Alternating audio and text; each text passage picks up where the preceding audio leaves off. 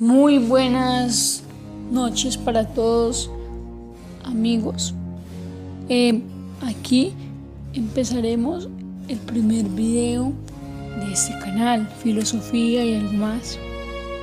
En este video veremos lo que pasó antes de la filosofía, qué era antes de la filosofía, y empezaremos a meternos en ese mundo fascinante del nacimiento de la filosofía. Bueno, al principio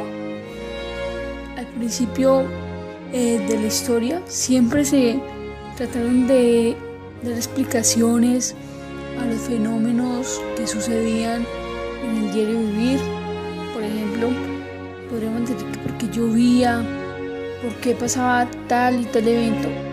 Entonces, las personas solían explicar estas cosas por medio de los dioses.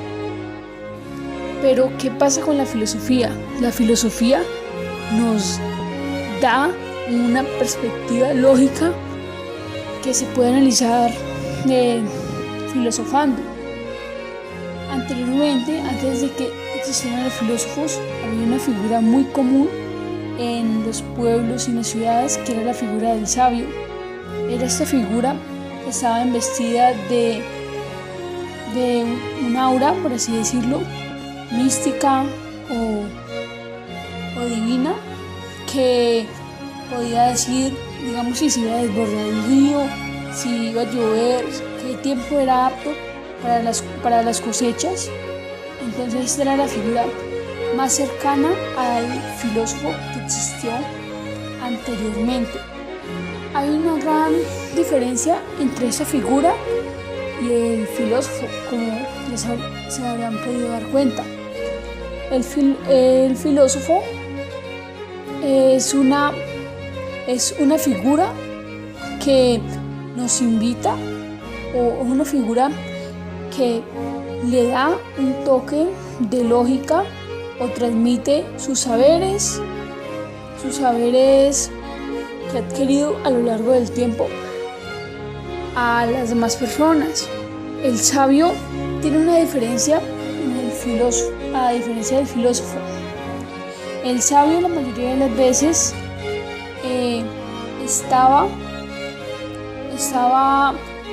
envuelto de esa aura, como les comentaba ahorita, de esa aura mágica, y además la mayoría de veces los saberes del sabio, por así cayendo en la redundancia, no eran de él, sino que fueron una adquisición, tal vez familiar, o fue algún legado que se le dio.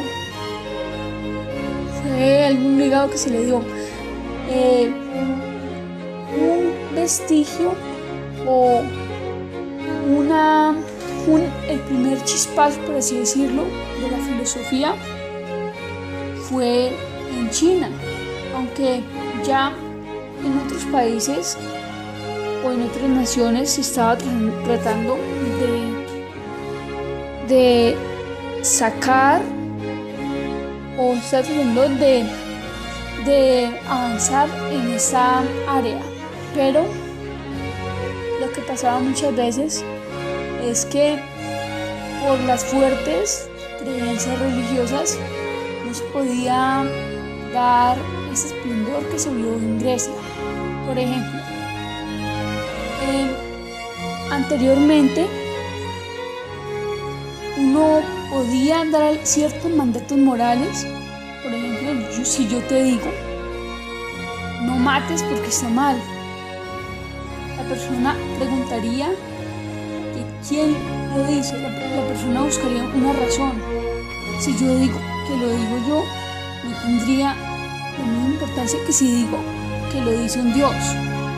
Entonces, fue en gran parte por esto que no se pudo seguir ese esplendor filosófico que hubo en Grecia en la mayor parte de las civilizaciones que venían surgiendo o que venían en su apogeo. Otro vestigio que vemos de la filosofía, este sí es más evidente, es en las civilizaciones asiáticas, en especial en China. Podemos ver que se empieza un poco antes que Grecia. Generalmente decimos que la filosofía inició en Grecia, pero la verdad, sus primeros vestigios o su primera etapa de desarrollo arrancó en los pueblos orientales. Esa figura filosófica la vemos representada en dos principales filósofos que vamos a tratar a continuación. El primer filósofo es Confucio, que llegó 400 años antes que los primeros filósofos, que fueron los filósofos de la naturaleza, griegos, que todos conocemos, que son los más comunes. ¿Y qué decía Confucio? Confucio decía que el universo se autorregulaba. Él creía en el statu quo, el orden natural de las cosas. Él pensaba en una forma, por así decirlo, de karma. Si había un mal gobernante, se podría decir que el universo mismo lo destituiría o lo vomitaría. Entonces, este es en gran parte el pensamiento filosófico de esta figura. La verdad, el pensamiento de Confucio es un poco más profundo. Habría que dedicarle mucho más tiempo para tratar alguna de sus sentencias, pero pues podemos resumirlo así. El siguiente filósofo que veremos a continuación, el segundo gran filósofo chino, fue Lao Tse, que filosofó o vivió 400 años después vivió 400 años después de Confucio. Este filósofo fue muy conocido, o se puede conocer hoy, aunque muchos de ustedes tal vez no les suene este nombre, pero seguro que si ven la figura del Yin Yang, lo podrán saber de quién les hablo, o podrán ver alguno de sus vestigios. Lao Tse creó la filosofía taoísta, la filosofía del Tao. Él creía principalmente en dos fuerzas de la naturaleza: lo masculino, lo activo, que es el Yang, y lo femenino, lo pasivo, que es el Yin. Pero generalmente se ignora una fuerza que es el Tao, que es lo que encierra el Yin y el Yang. En China y en esos pueblos orientales pasaba algo contrario a lo que pasaba en Grecia.